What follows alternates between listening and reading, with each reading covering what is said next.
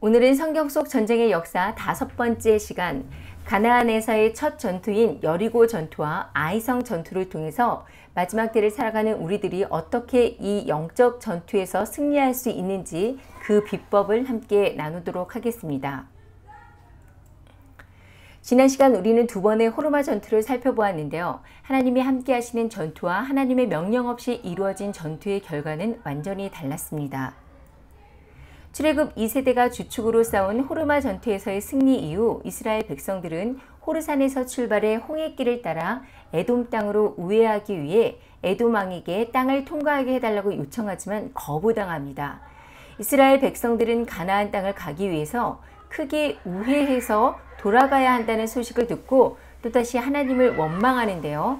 하나님은 불뱀들을 보내 백성들을 물게 하심으로 많은 이스라엘 백성들이 불뱀에 물려 죽을 위기에 처하자 모세가 백성들을 위해 기도했고 놋뱀을 만들어서 살려내게 됩니다.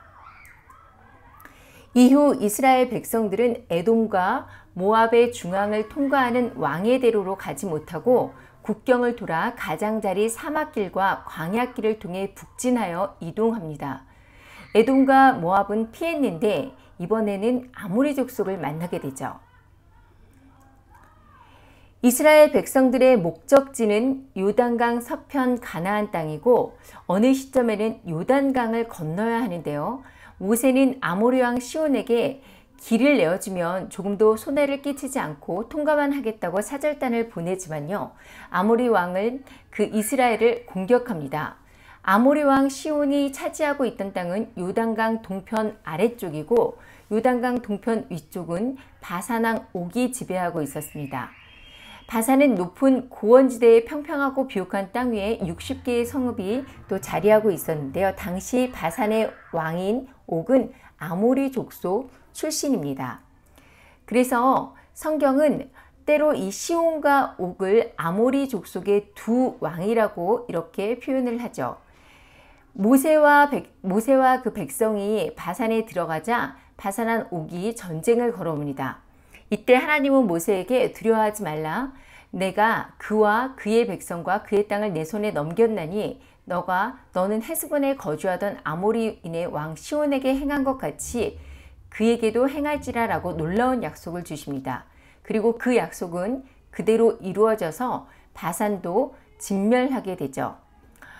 이 전쟁은 하나님의 섭리 가운데 이스라엘 백성들은 이 땅을 차지하고 승리하는 사실상 정복의 시초가 됐는데요. 이 요단강 동편 땅을 르우벤 지파와 갓 지파 그리고 므낫세 지파 반이 차지하게 됩니다. 또 출애굽한 이스라엘 백성들은 우여곡절 끝에 가나안 입성을 이제 앞두고 있습니다. 직진하면 몇 달 안 걸릴 길을 그들은 40년 넘게 걸려서 도착을 했죠. 그동안 모세가 죽었고요. 그 뒤를 이어서 여호수아가 지도자가 되었고 출애굽했던 세대는 모두 죽고 출애굽한 이후에 광야에서 살면서 태어난 자녀들이 주된 세대가 되었습니다. 그 모든 새로운 이스라엘 백성들을 이끌고 여호수아는 가나안을 정복해야만 했는데요. 40여 년간 광야 생활을 하면서 정착하지 못하고 떠돌던 이스라엘 백성들에게 가나안으로의 이주는 필연적인 목표였습니다. 그리고 이런 중대한 사명을 안고 지도자의 자리에 선 여호수아였는데요. 느보산에서 모세가 죽고 이스라엘 백성들이 모압 평지에 진을 쳤을 때 하나님은 가나안 땅 정복을 명령하십니다. 여호수아가 이스라엘 백성들을 이끌고 본격적으로 가나안 정복을 시작할 때 여호수아 1장 1절은 모세가 죽은 후라는 말로 시작을 하고 있죠. 모세의 뒤를 이어 여호수아가 그 사명을 받아 지도자 역할을 했다는 뜻입니다. 또 2절을 함께 읽겠습니다. 시작. 내 종 모세가 죽었으니 이제 너는 이 모든 백성과 더불어 일어나 이 요단을 건너 내가 그들 곧 이스라엘 자손에게 주는 그 땅으로 가라. 자, 모세가 이끌어 출애굽한 이스라엘 백성들은 직진하면 몇 달 안 걸릴 길을 40년 넘어서 걸려서 도착을 했어요. 그동안 모세가 죽었고 그리고 그 뒤를 이어서 여호수아가 지도자가 되었고 이제 여호수아와 갈렙 외에 출애굽했던 세대는 모두 죽은 상태입니다. 다만 광야에 살면서 태어난 자녀들이 주로 이 세대를 이루고 있는데요. 이 모든 새로운 이스라엘 백성들을 이끌고 이제 여호수아가 가나안을 정복하려고 합니다. 모세가 히브리 민족을 이끌고 홍해를 건너므로 출애굽의 위대한 서막을 시작했듯이 여호수아가 이끄는 출애굽 2세들은 요단강을 건너는 것으로 가나안 정복의 출발점이 되는데요. 여리고 성으로부터 약 13km 떨어진 시딤이라는 곳에 진을 치고 여리고 성으로 2명의 정탐꾼을 보냈습니다. 여리고 성벽에 사는 기생 라합의 도움을 받아 정탐꾼들은 성의 정세를 보고합니다. 이후에 언약궤를 맨 제사장들을 맨 앞에 세우고 루벤 지파와 갓 지파 또 므낫세 반 지파가 선봉에 서서 요단강을 건널 준비를 하는데요. 이스라엘 백성들이 요단강을 건너려고 하는 때는 몸에 꺼두는 시기, 그러니까 우리가 보는 달력으로는 3, 4월 정도로 이스라엘 계절로 치면 겨울에 해당하는데요. 이때는 비가 제일 많이 쏟아지는 우기입니다. 게다가 요단강의 원천이 되는 헬륜산의 만년설이 한참 녹아내리는 때로 평소 폭이 30m도 안 되는 요단강이 이 시기에는 무려 1.6km로 불어나고요. 수심도 3, 4m 이상 깊어지고 물살도 매우 빨라지는 시기가 바로 이때입니다. 제사장들이 언약궤를 메고 제일 먼저 강에 들어가자 강물이 갈라졌고 그리고 땅이 말랐습니다. 그 길로 모든 백성이 강을 건널 때까지 언약궤를 맨 제사장들은 강 가운데에 머무르게 되죠. 그리고 요단강을 건넌 후에 여리고성에서 동쪽으로 약 3.2km 정도 떨어진 길갈에 진을 치고 12개의 돌로 기념비를 세웠습니다. 또 할례를 함으로 하나님과의 언약을 이행하는데요. 이때 이제 40년간 광야에서 공급되었던 하늘의 음식 만나가 중지됩니다. 이것은 이스라엘 백성들이 하나님이 약속하신 땅 가나안의 소산을 먹게 될 것이라는, 그러니까 가나안의 땅을 주실 것이라는 의미인데요.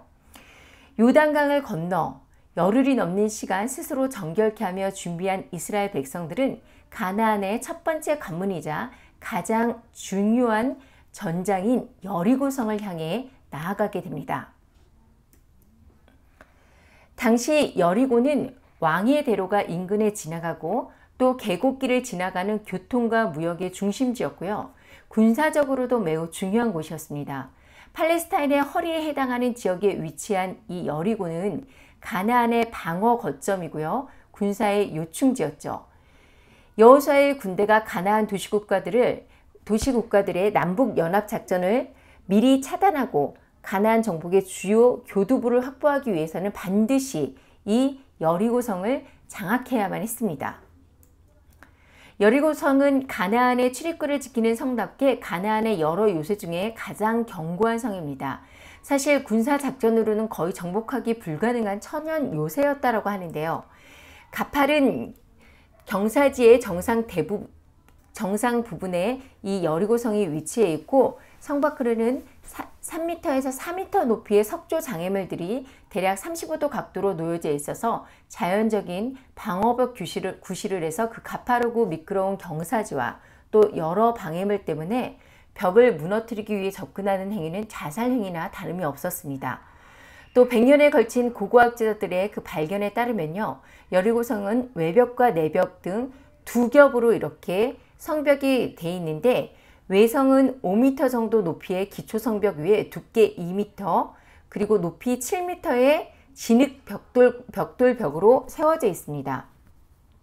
또 내성은 지상으로부터 높이가 14m 정도 되는 뚝 위에 다시 높이 솟아오른 내성벽의 구조로 두께는 오늘날 4차선 도로의 폭과 맞먹게 설계된 것으로 이렇게 밝혀졌어요.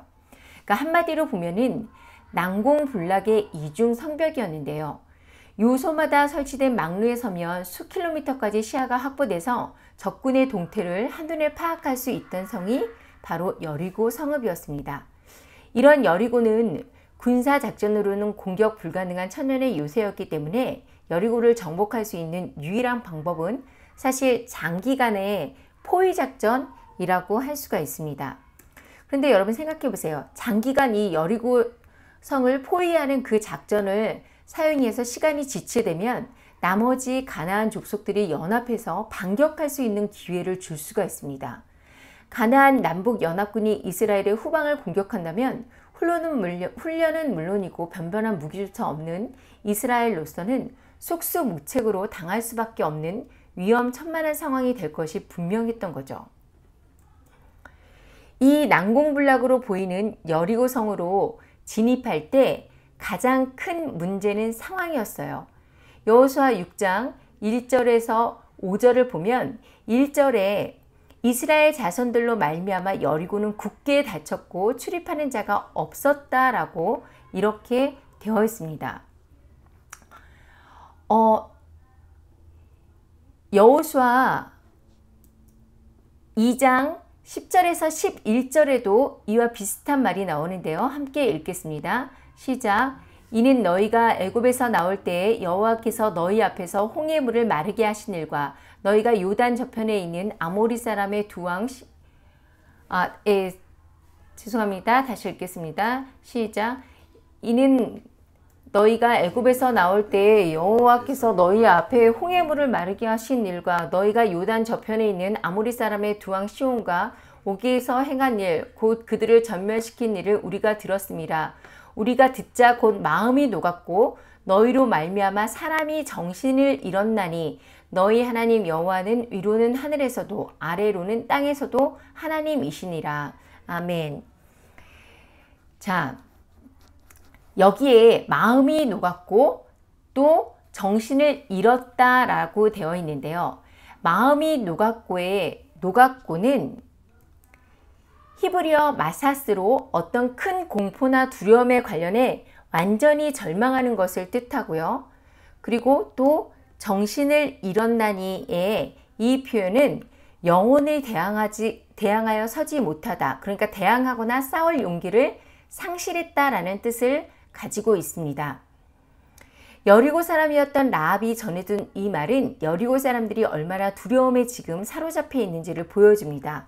그리고 그들은 이스라엘 민족이 요단강까지 걸어서 건넜을 때 극도로 두려움에 사로잡히게 되는데요. 그래서 여호수아 5장 1절도 똑같이 이런 표현을 하고 있죠. 역시 요단 서편에 그 왕들을 아모리 사람들을 물리치고 요단 물을 이스라엘 자손 앞에서 여호와께서 말리셨다라는 말을 듣고 우리의 마음이 녹았고 정신을 잃었다라고 이렇게 표현하고 있습니다. 두려움에 사로잡힌 여리고는 이스라엘 백성이 성 앞에 당도했을 때 성문을 굳게 잠그고 수비 형태로 전환했습니다. 그리고 추측컨대 아마도 여리고 왕은 이미 가나안 남부와 북부 왕들에게 도움을 요청했을 수도 있어요. 이제 성문을 굳게 닫은 채 버티면서 시간을 끌면 이스라엘 백성들은 도관에 든 쥐가 될 것이 분명한 일이었고요. 이것이 여리고 성이 성문을 굳게 닫은 이유였습니다. 하지만 이들이 간과한 것이 하나 있죠. 그것은 여호수아의 군대를 이끌고 계신 분은 만군의 여호와 하나님이시라는 겁니다. 그런데 이렇게 굳건히 성을 지키고 있는 여리고 사람들에 대해서 이스라엘 사람들은 대응책이 없었습니다. 흔히 말하면 이제 공성전을 시작해야 하는데 필요한 장비도 없고 이런 전쟁을 해본 적도 없죠. 또 식량이나 근거지가 충분한 것도 아니었습니다. 과연 어떤 식으로 이 문제를 해결해야 할지 난감한 상황이 된 거예요. 이런 난감한 상황 속에서 여호수아가 하나님께 의지하며 구했을 때 하나님께서 하신 명령은 두 가지예요. 하나는 매일 한 번씩 돌아서 엿새 동안 돌고 일곱째 날에는 여리고성을 7바퀴 돌고 그 다음에 나팔을 불고 온 백성이 크게 소리를 지르라는 것이었습니다. 또 하나는 이제 17절에 이 성과 그 가운데 있는 모든 것을 여호와께 온전히 바치라는 것이었죠. 우리가 지금 성경을 읽고 있는 이 시점에서의 이 말씀은 너무나 당연하게 받아들여지지만요. 막상 우리가 과거로 이렇게 돌아가서요. 그 현실에서 이런 하나님의 방법을 받게 되면 너무 비상식적이어서 사실 당황스럽지 않았을까요? 외성과 내성으로 단단하게 지어진 여리고성의 성벽을 온 백성이 하루에 한 번씩 몇 바퀴 도는 정도와 그 다음에 소리를 지르는 방법으로 어떻게 그 견고한 성을 무너뜨릴 수 있다라는 것인가요? 또 지금 현재 성문을 굳게 잠그고 나오지 않는 적들을 끄집어내기 위해 좀 더 체계적이고 구체적인 계획이 필요할 때라고 생각하지는 않았을까요? 여리고의 전쟁은 성벽을 부수고 돌파하는 것도, 또 땅굴을 파고, 그리고 또 투석기를 만들어서 돌을 날리는 것도 아니었습니다. 매일 성 주위를 도는 것과 백성 모두가 일제히 외치는 것이었어요. 첫째 날 여호수아 군대는 성벽 주위를 한 바퀴 돌았습니다. 성을 한 바퀴 돈 후에 이스라엘 백성들은 자기 진영에 돌아가서 밤을 지냈죠. 이튿날에도 이스라엘 백성들은 여리고 성을 딱 한 바퀴 돈 후 자신들의 진으로 돌아갔고, 이렇게 엿새 동안 반복됩니다. 인간적인 방법으로는 도저히 있을 수도 없고 말도 안 되는 군사 작전이었는데요. 그런데 자세히 보면 여리고 성을 돌 때 좀 특이한 명령이 한 가지 더 있습니다. 본문 6장 10절에 나오는 너희는 외치지 말며 너희 음성을 들리게 하지 말며 너희 입에서 아무 말도 내지 말라라는 것입니다. 이렇게 말하지 말라라는 표현을, 비슷한 표현을 3번이나 반복하고 있는데요. 6일 동안은 매일 한 바퀴씩 돌 때, 그리고 7일째 6바퀴를 도는 동안, 그 7일째 7바퀴를 돌 때 일제히 소리 지르는 때가 되기 전까지는 아무 말도 하지 말라라는 것이에요. 7일째 7번째 바퀴를 돌 때 일제히 소리 질러서 성이 무너지기 전에 침묵하라는 이 명령, 어떤 의미일까요? 사실 고대의 전투에서 함성은 대단히 중요한 요소 중에 하나입니다. 여러분 영화 보실 때 기억하실 거예요. 고대 전쟁에서 적들이 이렇게 대치되어 있으면 먼저 큰 소리로 와 하고 함성을 지르면서 상대를 제압하고 겁을 주잖아요. 이것은 어떻게 보면은 기선제압이라는 굉장히 중요한 요소였는데 침묵을 하라고 하십니다. 하나님의 명령이 오히려 이스라엘 백성들의 사기가 떨어질 참이에요. 도대체 왜 말하지 말라고 할까요? 그들의 언어가, 그들의 불평이 그들의 상황을 더 악하게 만들었기 때문인데요. 사람이 입을 벌리면 불평과 불만과 원망이 나오게 됩니다. 꼭 이렇게 해야 하나? 아니 방법이 이것밖에 없어? 이거 도저히 맞지 않는 것 같아. 이스라엘 백성들은 광야에서 10번이나 하나님에게 불평과 불만의 말로 하나님을 원망했고 불순종의 죄를 지었습니다. 결국 가나안 진입을 목전에 두고 이 불평과 불만의 말 때문에 40년을 광야에서 떠돌면서 생활을 하도록 한 그 원인이 되었죠. 여호수아는 어떻게 보면 우스꽝스럽고도 사람 눈에는 이해가 전혀 되지 않을 이 하나님의 명령을 따름에 있어서 이스라엘 백성들이 할 수 있는 불평이나 투정, 그리고 경건하지 못한 비웃음을 사전에 차단한 것이었습니다. 한마디로 하나님의 명령 앞에서 자기 의견이나 생각을 주장하지 말라라는 의미의 명령이었죠. 하나님의 명령 앞에서 자기의 소리를 내는 것은 절대적인 하나님의 주권에 도전하는 것이고, 동시에 하나님을 신뢰하지 못하는 명백한 불신앙이라는 것을 여러분 기억하시기 바랍니다. 아마 여호수아가 잠잠하라고 명령하지 않았다면 이스라엘 백성들은 어쩌면 부지런히 떠들었을 거예요. 무엇을 말했을까요? 아마도 그들의 입에서 나오는 말들은 부정적인 내용들이 대부분이었을 것입니다. 하나님의 이상한 명령에 대한 불편, 새 지도자 여호수아에 대한 불신, 반복되는 행군에 대한 원망, 그리고 그 말들의 홍수 속에서 하나님의 공동체는 서로에게 악 영향을 나누면서 끝없이 추락했을 거예요. 결코 그 중요한 전투에서 승리할 수 없었을 것입니다. 드디어 이제 여리고성을 도는 7번째 날이 됐습니다. 새벽 동이 트자 이스라엘 백성들은 전과 같은 방식으로 성을 7바퀴 돌았어요. 그리고 제사장들이 나팔을 불자 모든 백성들이 일제히 외쳤는데요. 놀랍게도 이 기막힌 방법으로 난공불락의 여리고성은 힘없이 무너져 내립니다. 성벽이 흔들리면서 무너져 내리기 시작하자 여리고 성안은 온통 아수라장이 되었고요. 이때를 놓치지 않고 이스라엘 백성들은 여리고 성 안으로 쳐들어가서 점령하기 시작했습니다. 여러분 생각해 보세요. 상상만 해도 짜릿하고 어마어마한 사건이 아닌가요? 아니 누가 이런 전술을 생각해낼 수 있고 누가 이런 일을 가능하게 할 수 있을까요? 오직 하나님만이 하실 수 있는 일이고 하나님의 역사하심이었습니다.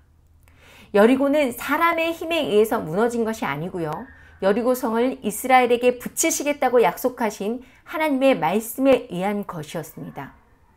그리고 이 군사작전으로 볼 수도 없는 그 인간적인 요소를 최대한 배격한 이 하나님의 명령은 여리고성의 함락이 분명히 하나님의 손에 있음을 분명하게 하신 것이었습니다.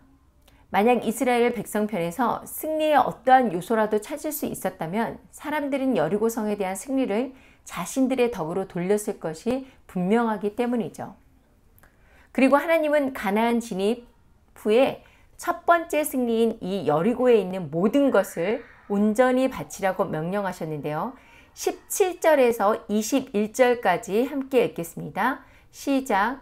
이 성과 그 가운데에 있는 모든 것은 여호와께 온전히 바치되 기생 라합과 그 집에 동거하는 자는 모두 살려주라. 이는 우리가 보낸 사자들을 그가 숨겨주었습니다. 너희는 온전히 바치고 그 바친 것 중에서 어떤 것이든지 취하여 너희가 이스라엘 진영으로 바치는 것이 되게 하여 고통을 당하게 되지 아니하도록 오직 너희는 그 바친 물건에 손대지 말라. 은금과 동철 기구들은 다 여호와께 구별될 것이니 그것을 여호와의 곳간에 드릴지니라 하니라. 이에 백성들은 외치고 제사장들은 나팔을 불매 백성이 나팔 소리를 들을 때에 크게 소리질러 외치니 성벽이 무너져 내린지라.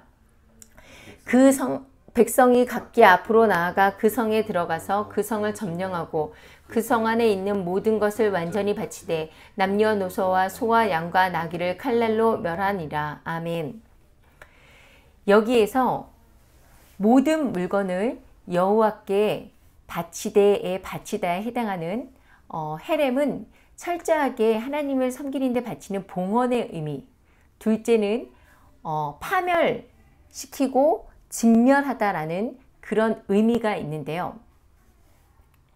이 본문에서는 두 가지 의미를 모두 가지고 있습니다. 결국 여호와께 온전히 바치라는 것은 철저하게 파멸시키고 저주하는 것을 의미를 하죠. 하나님께 바쳐진 사람과 생축은 모두 죽이고 토지는 버려두어서 황무지가 되게 했는데 하나님께 바쳐진 사람이란 하나님의 진노의 대상으로 그분의 공의를 만족시키기 위해 죽임을 당하는 자로 지목된 범죄자를 가리킵니다. 그래서 너희는 온전히 바치고 그 바친 것 중에 어떤 것이든지 취하여 너희가 이스라엘 진영으로 바치는 것이 되게 하여 고통을 당하는 일이 없게 하라. 그러니까 이 말씀은 여리고의 물건 어떤 것도 이스라엘이 가져갈 수 없다라는 거예요. 온전히 하나님 창고에 바쳐야 한다라는 거죠. 또 여리고성의 정복에 있어서 거민뿐만 아니라 가축과 노량물까지 모두 진멸을 명령하셨습니다. 그 이유는 여리고성이 가나안의 첫 번째 성읍, 그러니까 가나안의 첫 번째 열매로 하나님께 구별되어져서 드려졌기 때문인데요. 이 명령은 하나님과 이스라엘 사이의 언약입니다. 언약은 반드시 지켜져야 하고 그것을 지킬 때 승리와 축복이 따르죠. 그리고 그 언약을 지키지 않은 자는 누구든지 그 사람이 진멸되는 게 이 바로 진멸 전쟁, 그러니까 헤렘 전쟁의 원칙이고 여리고 전투는 바로 진멸 전쟁이자 헤렘 전쟁이었습니다. 자, 지금 여기 제가 이 헤렘의 그 히브리어 뜻이 나오고 있는데 여러분 이 헤렘의 뜻을 잘 기억해 두세요. 굉장히 중요합니다. 그리고 여리고 전투가 바로 이 헤렘 전쟁이었다라는 것도 기억하시기 바랍니다.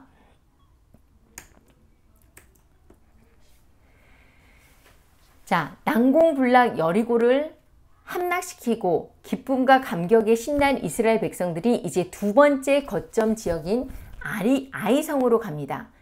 아이성은 여리고에서 북서쪽으로 약 16km 떨어져 있고 해발 518m가량의 산지에 위치한 인구 약 12,000명 정도의 작은 성읍인데요. 가나안의 견고한 요새 여리고성에 비하면 비교도 안 될 정도로 약한 도성이었습니다. 하지만 여리고성을 정복한 이스라엘이 그보다 비교할 수 없을 정도로 약한 이 아이성을 정복하는데 실패합니다. 도대체 왜 이스라엘 백성들은 아이성 정복에 패배하고 실패했을까요? 여호수아 7장 2절에서 5절을 함께 읽겠습니다. 시작. 여호수아가 여리고에서 사람을 베렐 동쪽 베라웬 곁에 있는 아이로 보내며 그들에게 말하여 이르되 올라가서 그 땅을 정탐하라 하매 그 사람이 올라가서 아이를 정탐하고 여호수아에게로 돌아와 그에게 이르되 백성을 다 올라가게 하지 말고 2~3천 명만 올라가서 아이를 치게 하소서. 그들은 소수이니 모든 백성을 그리로 보내어 수고롭게 하지 마소서 하므로 백성 중 3,000명쯤 그리로 올라갔다가 아이 사람 앞에서 도망하니 아이 사람이 그들을 36명쯤 쳐 죽이고 성문 앞에서부터 스바림까지 쫓아가 내려가는 비탈에서 쳤으므로 백성의 마음이 녹아 물같이 된지라.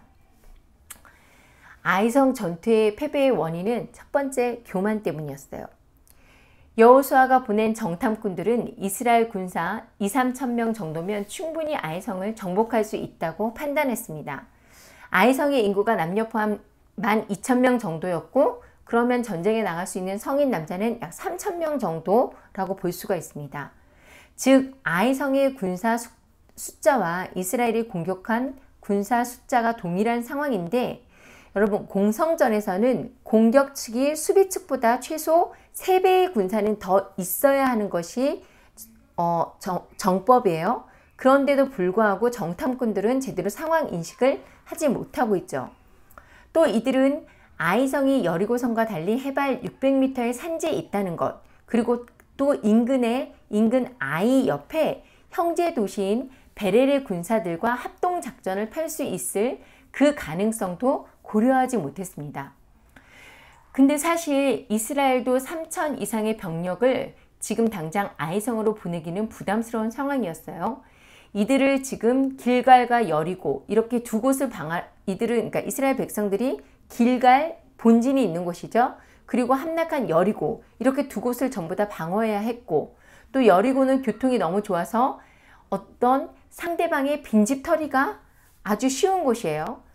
또 여리고 전투에서 여리고성 내의 모든 식량을 하나님께 바쳐진 첫 열매로 다 태워버렸기 때문에 여전히 식량도 모자란 상황이었습니다. 때문에 최대한 많은 성인들은 식량 확보에 힘써야 되는 상황이었고 또 길갈과 여리고 방어에도 힘써야 되는 상황이었죠. 때문에 정탐꾼들도 생각하기를 본진은 어차피 사람이 부족하니까 대략 3,000명 정도 끌고 공격하는 것이 낫지 않을까 이렇게 생각한 거고 여호수아도 역시 정탐꾼들의 보고만 믿고 3,000명을 아이성 공격하기 위해서 출격시킵니다. 하지만 이것은 여리고성도 무너뜨렸는데 아이성쯤이야 하는 교만으로 상대를 얕잡아보고 자신들의 능력을 과대평가한 것이었죠. 여기에서 또 이스라엘 백성들이 무엇을 착각하고 있는지 알 수가 있는데요. 여리고성이 자신들의 능력으로 무너졌나요? 아니죠. 여리고성은 하나님의 능력으로 정복했는데 지금 이들은 우리의 능력으로 우리의 힘으로 이거 충분히 아이성도 무너뜨릴 수 있다라고 이렇게 착각을 하고 있는 거예요. 이스라엘 군사들은 아이성 군사들에게 패배해서 그들 앞에서 도망을 치고 말았고 약 36명의 군사가 이때 전사를 합니다. 아이성 군사들은 성문 앞에서부터 스바림까지 쫓아와서 내려가는 비탈에서 쳤는데 이 때문에 이스라엘은 심각한 위기감을 느끼게 돼요. 성경은 그 위기를 그 마음이 물같이 되었다라고 녹아서 물같이 되었다라고 표현을 하고 있는데요. 여러분 이 표현 기억하시죠? 앞서서 여호수아 5장 1절에서도 이 원어를 살펴본 것처럼 이전에 이스라엘 백성들 때문에 여리고성의 백성들 그리고 가나안 족속들의 마음이 물과 같이 녹아서 두려움에 떨었는데 지금은 반대가 된 겁니다. 사실 지금까지 승리만 계속한 이스라엘 백성들에게 이런 패배는 큰 두려움과 당혹감을 주기에 충분했는데요. 단순히 36명의 죽음과 패배가 아니라 지금까지 우리와 함께 하셨던 우리를 도와주셨던 하나님이 지금 함께하고 있지 않으시다는 그 사실이 두려운 거예요.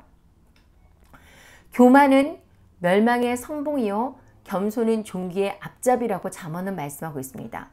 이스라엘 백성들이 여리고성 전투에서 승리할 수 있었던 것은 겸손히 자신을 낮추고 하나님을 의지했기 때문인데, 상대적으로 쉽게 생각했던 아이성 전투에서 패한 것은 그 마음이 교만해져서 상대를 얕잡아보고 하나님보다 자신들의 힘을 의지했기 때문이었습니다.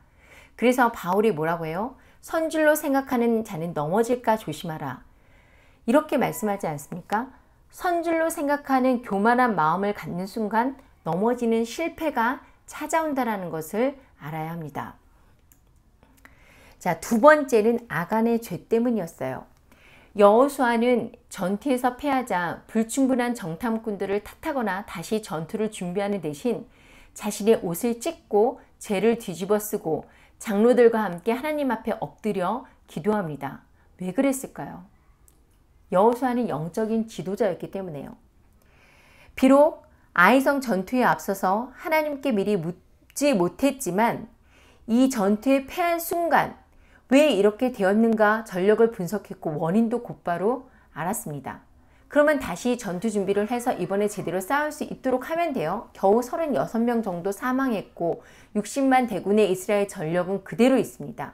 충분히 아이성을 정복할 전력이 그대로 남아있어요. 하지만 여호수아는 다시 싸워도 질 것이라는 것을 알았던 거예요. 아무리 많은 군대를 동원하고 본인들이 장로들과 머리를 맞대고 전략을 잘 짜도 그 작은 아이성을 정복하지 못한다는 것을 깨달은 거죠. 여호수아가 이토록 고통스러워하고 큰 슬픔에 빠진 것은 전쟁의 승패를 떠나 하나님의 손길이 이스라엘을 떠났다는 것을 직감했기 때문이었는데요.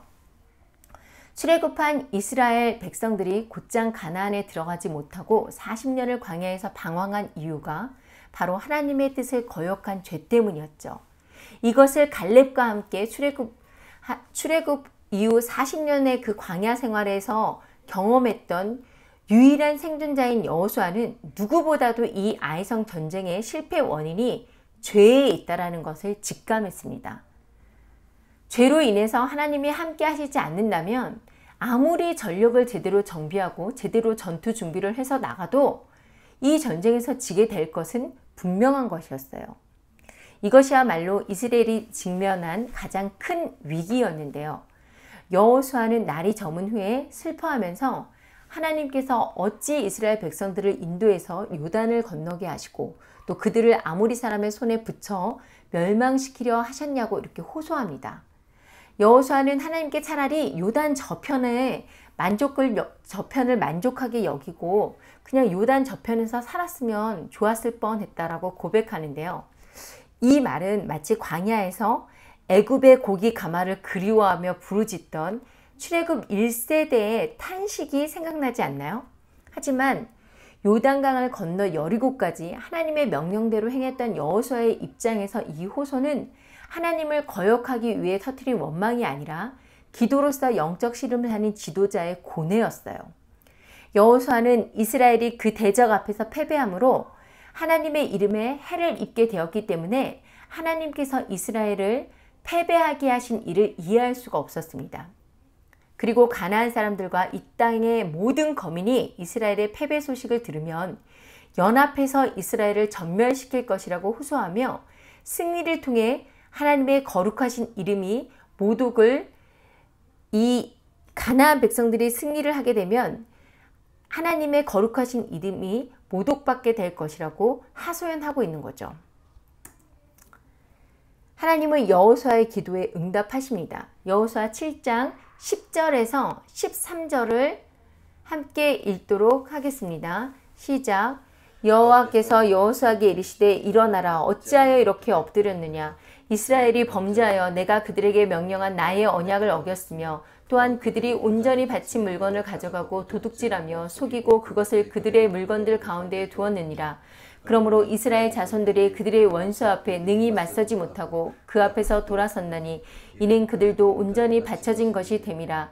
그 온전히 바친 물건을 너희 중에서 멸하지 아니하면 내가 다시는 너희와 함께 있지 아니하리라. 너는 일어나서 백성을 거룩하게 하여 이르기를 너희는 내일을 위하여 스스로 거룩하게 하라. 이스라엘의 하나님 여호와의 말씀에 이스라엘아 너희 가운데에 온전히 바친 물건이 있나니 너희가 그 온전히 바친 물건을 너희 가운데에 제하기까지 내 원수들 앞에 능히 맞서지 못하리라. 아멘. 11절에 가져가고 도둑질하고 시기하여 두었다라는 말이 있는데요.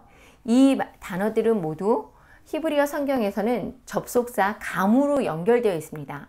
감은 모으다라고 그러니까 사용하지 않는 그 단어의 그 어원에서 유래한 단어인데 첨가하다, 축적하다라는 뜻을 가진 접속사로 또한 역시 심지어 뭐뭐조차로 이렇게 해석되는데 이 범죄가 얼마나 큰 것인가에 대해서 점증적으로 이렇게 보여주고 있는 거죠.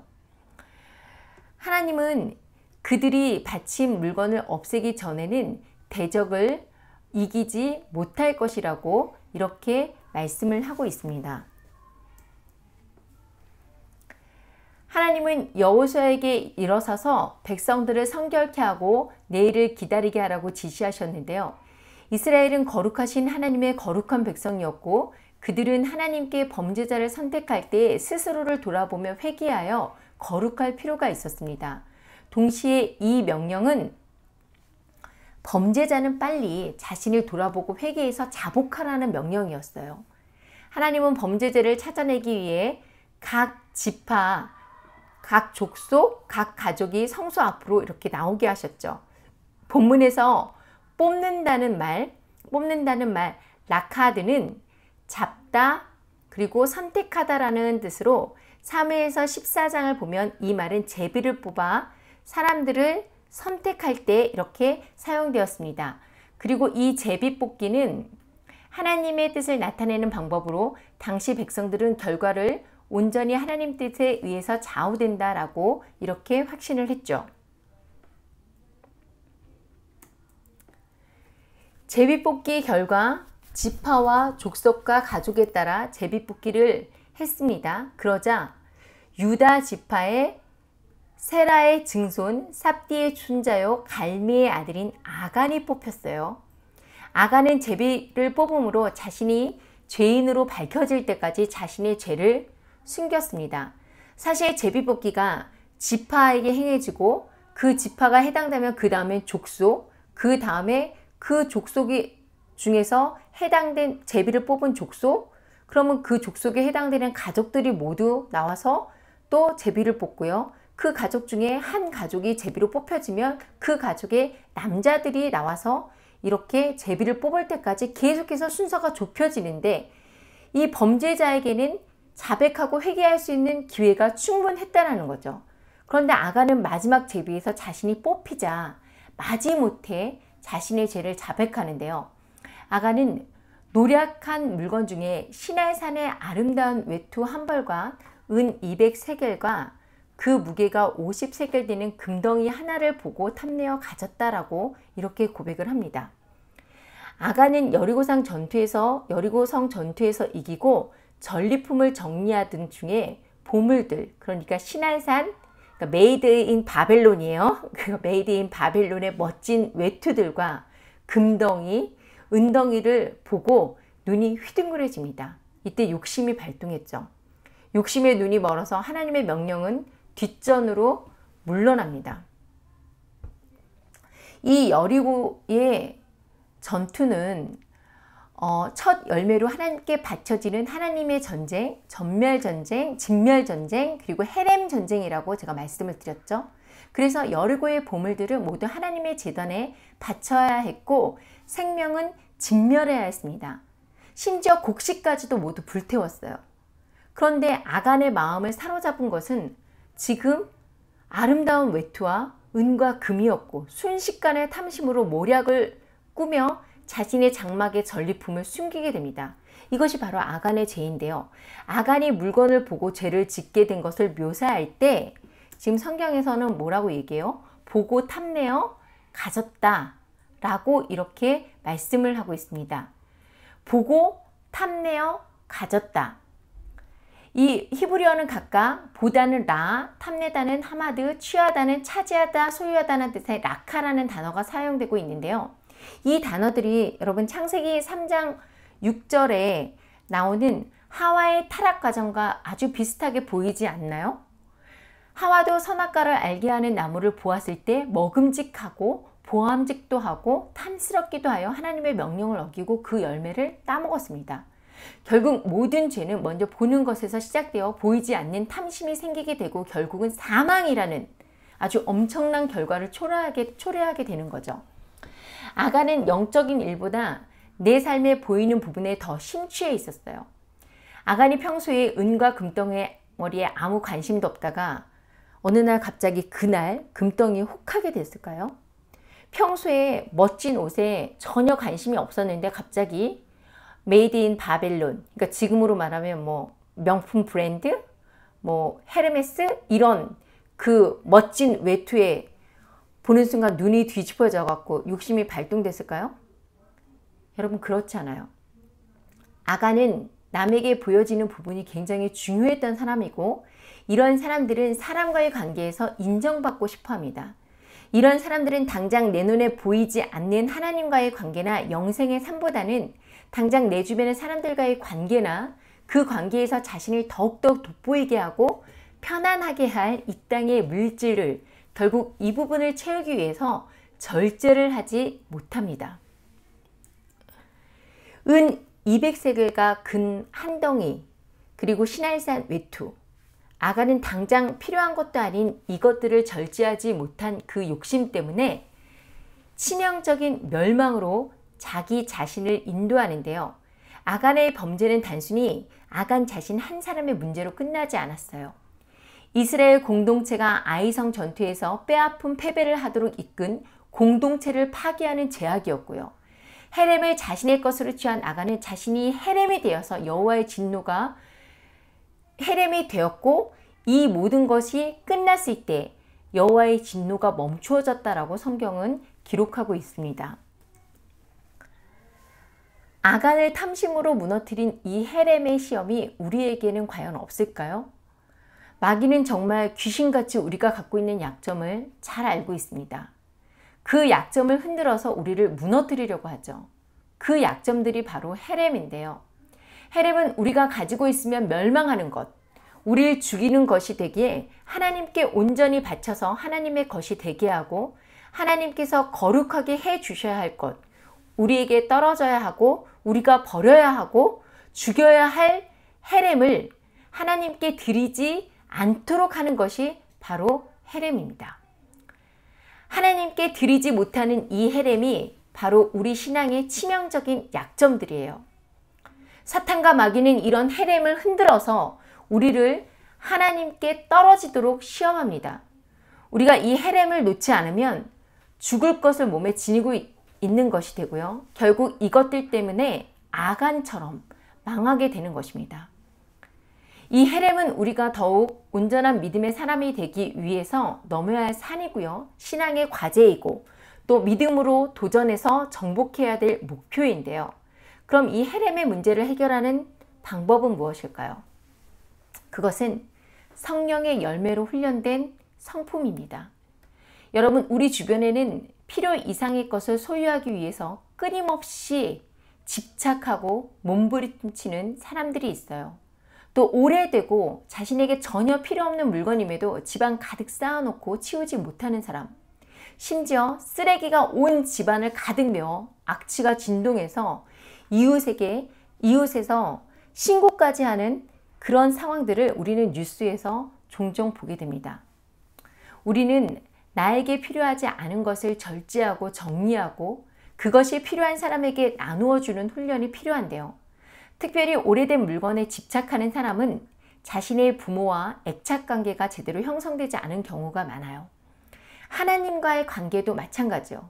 이렇게 오래된 물건에 집착하는 사람들은 하나님과의 바른 관계를 형성하기도 어렵습니다.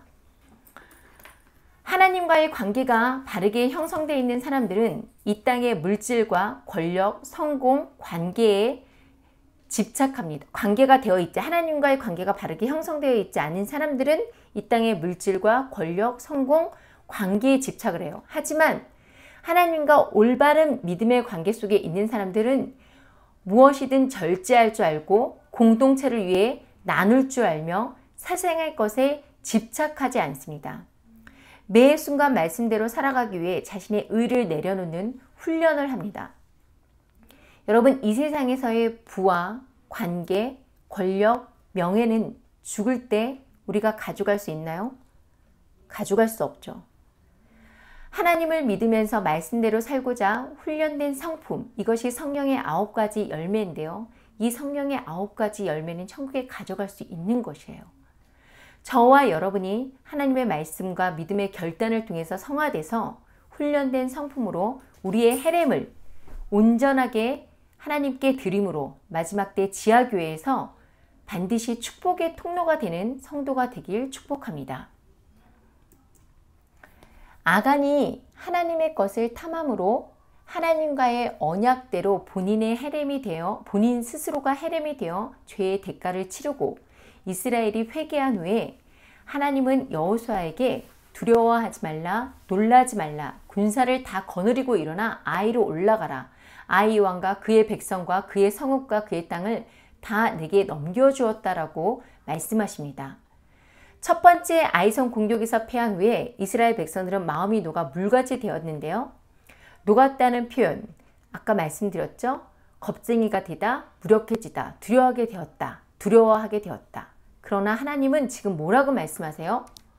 두려워하지 말라, 놀라지 말라라고 이렇게 말씀하고 계신 겁니다. 무엇이 여러분 이스라엘 백성들을 두렵게 했나요?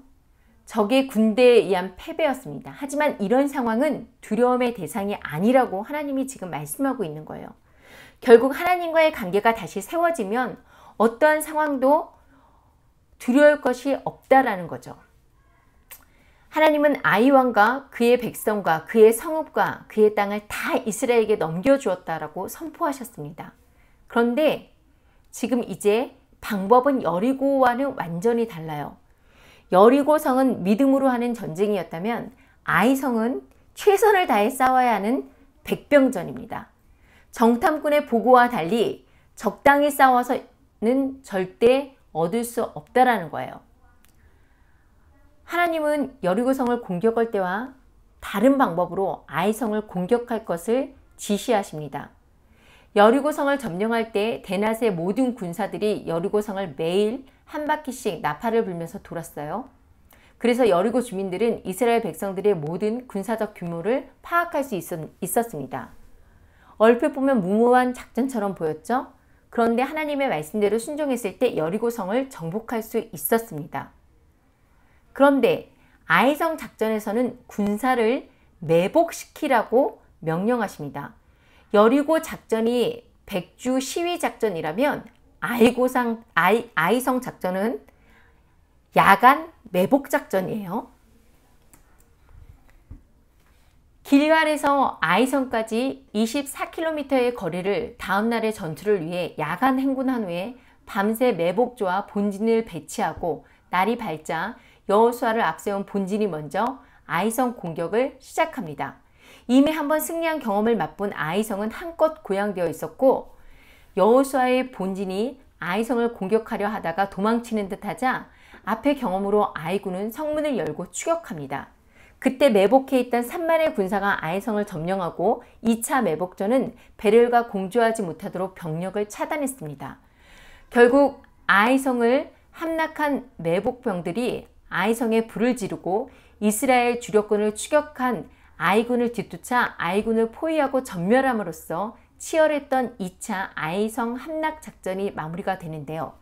손자병법의 적을 밖으로 유인해서 처부수는 조호이사 병법을 떠올리게 하는 놀라운 전략이라고 볼 수가 있습니다.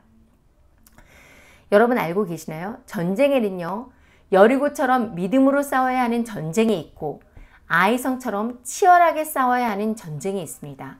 이것은 우리가 가는 광야의 여정에 매번 같은 방법으로 싸울 수 없다라는 것을 가르쳐주고 있는데요. 모든 경우가 여리고의 방법을 사용할 수 없어요. 어떤 때는 창의적이고 조금 더 적극적인 전략과 전술을 사용해야 된다는 것입니다. 때로는 믿음으로 요단강에 발을 디뎌야 합니다. 때로는 매복하고 유인하고 정복해야 합니다. 주님은 마지막 때 성도들에게 비둘기같이 순결하되 뱀처럼 지혜로워야 한다고 말씀하셨죠. 전쟁의 현장은 그것이 국가 간의 무력 전쟁이든 영적 전쟁이든 항상 치열하게 마련이에요. 그것이 여리고처럼 침묵의 전쟁이든 아이성처럼 치열한 전쟁이든 말입니다. 그런데 이 두 전쟁에 공통점이 있어요. 그것은 준비된 사람만이 승리를 누릴 수 있다라는 것인데요. 저절로 얻어지는 승리는 없다라는 것입니다. 여리고가 믿음과 인내라는 무기를 사용했다면 아이성은 전술과 전략을 무기로 사용하고 있습니다. 어떤 때 어떤 전략을 사용할 것인지를 지혜롭게 선택해야 할 것이에요. 그리고 우리가 잊지 말아야 할 분명한 사실은 어떤 방법을 선택하든 죄에서 돌이켜 믿음의 결단과 오래 참음과 하나님의 명령이 있어야만 한다는 것입니다. 오늘 우리가 나눈 여리고 전투와 아이성의 전투는 마지막 때의 교회가, 마지막 때를 살아가는 우리들이 이 환난 속에서 이 땅의 짐승들과 짐승의 시스템에 맞서서 어떻게 싸워야 하는지를 분명하게 보여주고 있습니다. 그 전쟁을 승리하기 위한 영적 원리들을 하나씩 살펴보면요. 첫 번째, 내 안의 죄를 제거해야 합니다. 특히 영적 전쟁에서는 우리의 죄를 물고 늘어지는 사탄 마귀와의 싸움으로 자신의 죄를 헤렘으로 주님께 내어드리고 정결케 하는 것이 무엇보다도 중요한데요. 하나님께 드려지는 봉헌, 바쳐지는 것을 감추고 취하는 것은 하나님의 대적인 사탄과 그리고 또 마귀가 원하는 것이죠. 이것은 예수님의 핏값으로 구원받은 성도들을 한 사람이라도 그 구원에서 떨어뜨리려고 불못으로 끌고 가려고 하는 끝까지 발악하는 그 사탄의 동일한 원리라고 할 수가 있습니다. 여러분, 사탄과 마귀는 우리에게 어떻게 역사할 수 있나요? 죄를 통해서 역사해요. 아무도 모를 것 같은 나의 은밀한 죄. 하나님의 명령대로 7일 동안 성을 들고 마지막에 나팔소리에 큰 함성을 치자 갑자기 무너지는 여리고성을 보면서 이스라엘 백성들은 놀라지 않았을까요? 하나님이 놀라운 역사에 흥분하지 않았을까요? 말은 그 요단강을 건너고 여리고성이 무너지는 기적을 아간도 경험했습니다. 아니, 하나님께 바쳐진 전리품을 정리하는 역할을 맡은 아간이라면 아마도 유다 지파와 다른 지파에서도 인정받는 사람이었고, 저 사람은 다른 사람 눈으로 볼 때는 믿을만하다 생각되는 사람이었기 때문에 그 역할을 맡지는 않았을까요? 그런데 아간은 순간적으로 절제하지 못한 욕심에 자신을 내어줌으로써 당장 나에게 필요하지도 않은 비싼 외투 한 벌과 은 조금, 금 한 덩어리를 취함으로 하나님의 헤렘을 취하고 감추었습니다. 결국 이 아간의 죄가 낳은 것은 아간 개인뿐만 아니라 그 가족, 더 나아가서 공동체를 멸망으로 이끌었죠. 에베소서 5장 5절을 함께 읽겠습니다. 시작. 너희도 정녕 이것을 알거니와 음행하는 자나 더러운 자나 탐하는 자 곧 우상 숭배자는 다 그리스도와 하나님의 나라에서 기업을 얻지 못하리니. 아멘. 성경은 음행하는 자나 더러운 자나 탐하는 자 곧 우상 숭배하는 자는 그리스도와 하나님의 나라를 기업으로 얻지 못할 거라고 말씀하고 있습니다. 여러분, 이 말에 상급이 없다라는 말이 아니에요. 기업을 얻지 못한다라는 말은 천국을 얻지 못한다라는 말입니다. 여러분, 잠시 생각해 보십시오. 여러분은 아간이 아닌가요?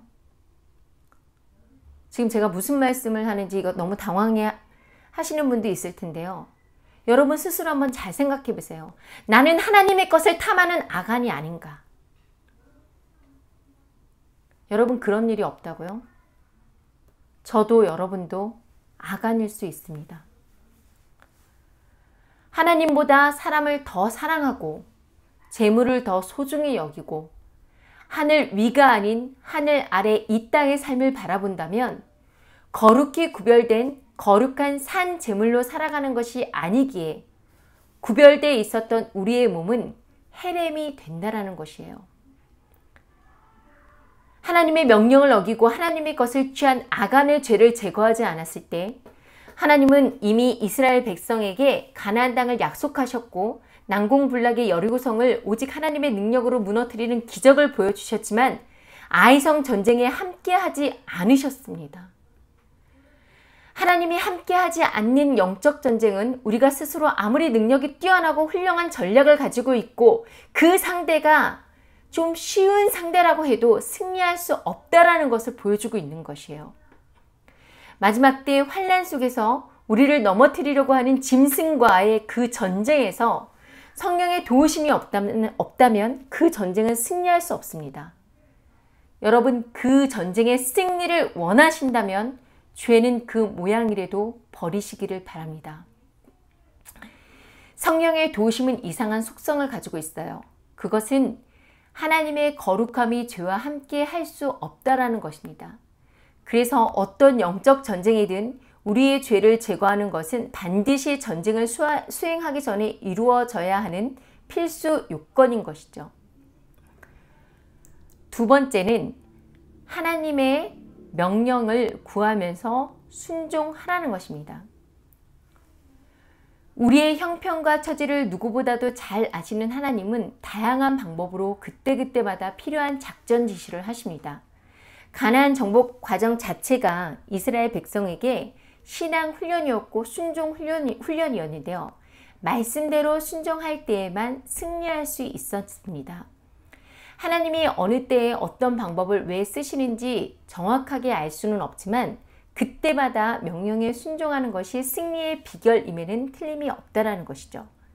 여리고성을 도는 동안 여호수아는 백성들에게 침묵할 것을 명령했죠. 하나님의 명령이 우리가 보고 생각하는 방향과 전혀 다를 수 있습니다. 이때 우리의 입에서 불평과 불만, 이 말이 나오지 않게 입을 다무십시오. 불평과 불만은 불신이고 불신앙의 결과는 사망입니다. 앞으로 우리가 살아가야 할 세상이 오늘보다 낫다라고 말할 수가 없을 것입니다. 세상은 더욱더 악해지고 우리가 정말 21세기에 살고 있는 것이 사실인가?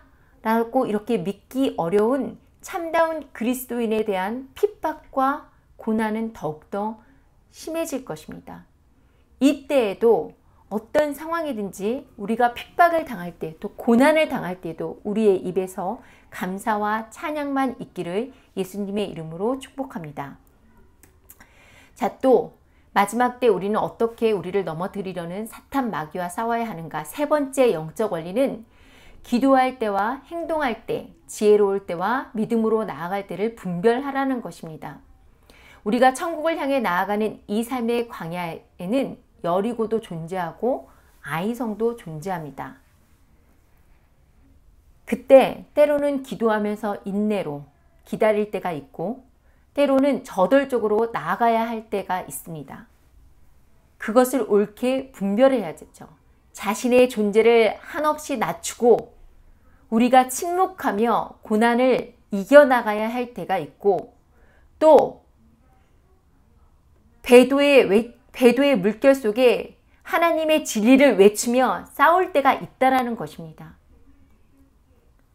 예수님은 뱀같이 지혜롭고 비둘기같이 순결하라고 말씀하셨습니다. 순결함이 없는 지혜는 간악한 죄를 낳습니다. 아간이 순간적으로 모략을 했어요. 아, 이것을 내 텐트에 내 성막에다 감추면 아무도 모를 거야. 잔머리를 돌렸죠. 이런 순결함이 없는 잔머리는 간악한 죄를 낳는다라는 거예요. 그래서 여러분, 세상에 똑똑한 사람들이요, 범죄자들 중에 IQ가 훨씬 더 높고 지능이 좋은 사람들이 많습니다. 그러나 예상외로 여러분, 저명한 사람들 중에는 오로지 비록 지능은 안 되지만 노력으로 그 성과를 이룬 사람들이 많아요.